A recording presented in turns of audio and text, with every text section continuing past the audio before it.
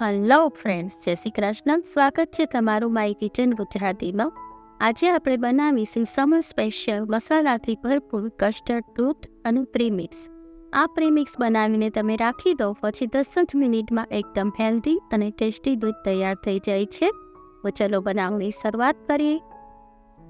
Custard દૂધ બનાવવા માટે આપણે અહીંયા 1 ચમચી તકમરિયા લઈશું. જે સબ્જા સીડ આવે છે એ છે આ. 1 ચમચી તકમરિયા લેવાના છે અને એને એક બાઉલમાં લઈ લેવાના છે. તકમરિયા ઉનાળા માટે તો બેસ્ટ જ છે. તકમરિયા લેવાથી શરીરમાં ઠંડક મળે છે અને એસિડિટીમાં રાહત મળે છે. હવે જો આ રીતે તકમરિયાને ફલાડી દેવાના છે અને આપણે 10 મિનિટ માટે પલાળવા દઈશું. 10 મિનિટમાં તો સરસ પલળી જાય છે.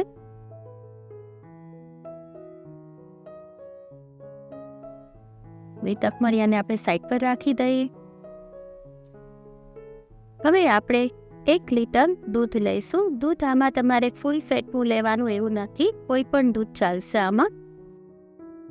હવે એમાંથી આપણે 2 થી 3 ચમચા દૂધ અલગ લઈ લઈશું. જે ઠંડુ દૂધ છે તેને સાઈડ પર થોડું રાખી દઈશું. પછી જે આ બાકીનું દૂધ છે એને આપણે ગરમ થવા રાખી દઈએ. હવે આ દૂધને આપણે ગરમ કરીએ. આ દૂધ ટેસ્ટમાં એટલું મસ્ત બને છે ને કે જે લોકો દૂધ પસંદ નથી કરતા એ પણ આ દૂધનો ટેસ્ટ એને પણ ખૂબ જ ભાવશે. એટલું ટેસ્ટમાં મસ્ત બને છે.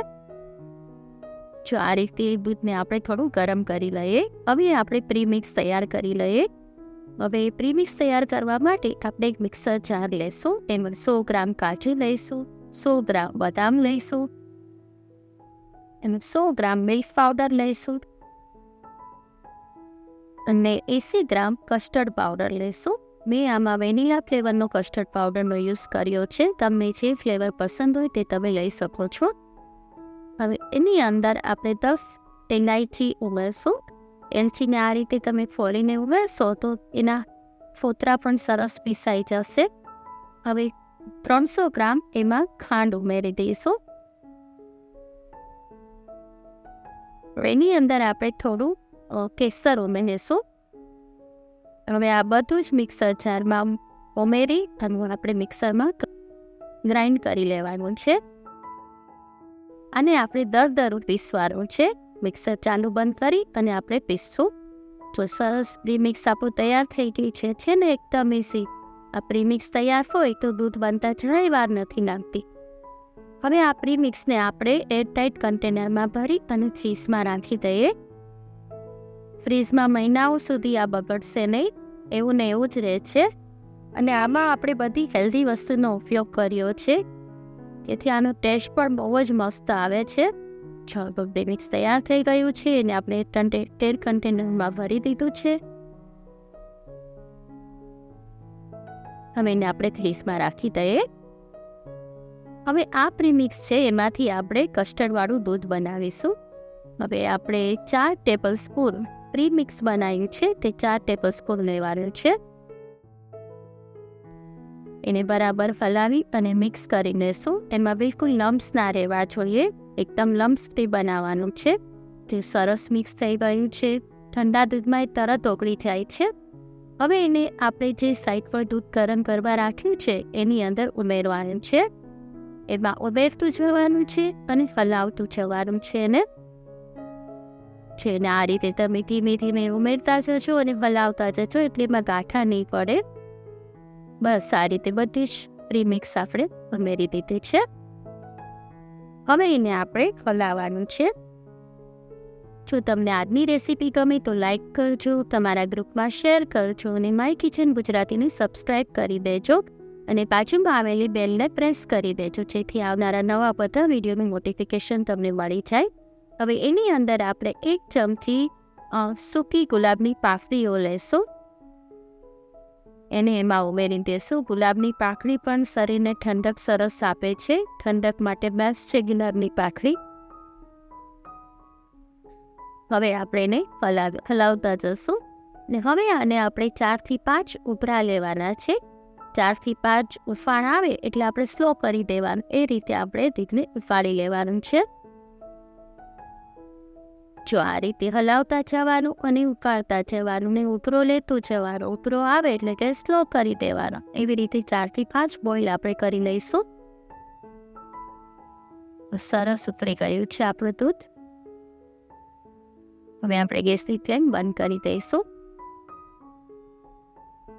હવે મને આમાં થોડો હજી લાઇટ દેખાય છે એટલે થોડું આપણે હજી કેસર આમાં ઉમેરી દઈએ, કારણ કે આમાં આપણે કોઈ પ્રિઝર્વેટિવ કલર કે કોઈ ફૂડ કલરનો યુઝ નથી કર્યો. એટલે થોડું કેસર એમાં ઉમેરી દઈએ એટલે સરસ કલર થઈ જશે. જો આ રીતે થોડું ઘાટું બનાવવાનું છે, ચમચામાં થોડું આવી જાય એ ટાઈપનું બનાવવાનું છે. હવે આપણે થોડું કેસર ઉમેરી દઈએ આમાં. જો હવે મસ્ત કલર આવી ગયો છે એનો. હવે એને આપણે નીચે લઈ લઈશું અને આને આપણે પહેલાં રૂમ ટેમ્પરેચર પર ઠંડુ થવા દઈશું. પછી ફ્રીઝમાં એકદમ ચીલ્ડ કરવાનું છે. જો કેટલું મસ્ત દેખાય છે ને, ટેસ્ટમાં બી એટલું જ ફાઇન બને છે. હવે જો આ ફ્રીઝમાંથી એકદમ ઠંડુ થઈને બહાર આવી ગયું છે. હવે એની અંદર આપણે જે તકમરિયા પલાળ્યા હતા એ પણ સરસ ફૂલી ગયા છે. એને એમાં એડ કરી દઈએ. 3 થી 4 ચમચી તમે એડ કરી શકો છો. એમાં તમને ફાવે એટલામાં કરી શકો છો એડ. બસ જો હવે આને બરાબર મિક્સ કરી દઈએ. હવે એની અંદર આપણે થોડા આઈસ ક્યુબ ઉમેરી દઈએ. જો થઈ ગયું આપણું કસ્ટર્ડ દૂધ તૈયાર છે ને, એકદમ ઇઝી, ફટાફટ બની જાય છે. એ જોતાં જ પીવાનું મન થઈ જાય એવું બને છે. ટેસ્ટમાં બી એટલું જ ફાઇન બને છે. થોડા પિસ્તા ઉમેરી દઈએ એમાં. આ દૂધ તમે એકવાર બનાવીને રાખી દો, પછી સવારે બાળકોને સ્કૂલે જતા હોય તો આ તરત તમે આપી શકો છો. એકદમ ચીલ દૂધ, બહુ ફાઇન લાગે છે ટેસ્ટમાં. અને તમે ગરમીમાં ઠંડુ અને શિયાળામાં ગરમ એ રીતે સર્વ કરી શકો છો. હવે એને આપણે સર્વ કરી દઈએ.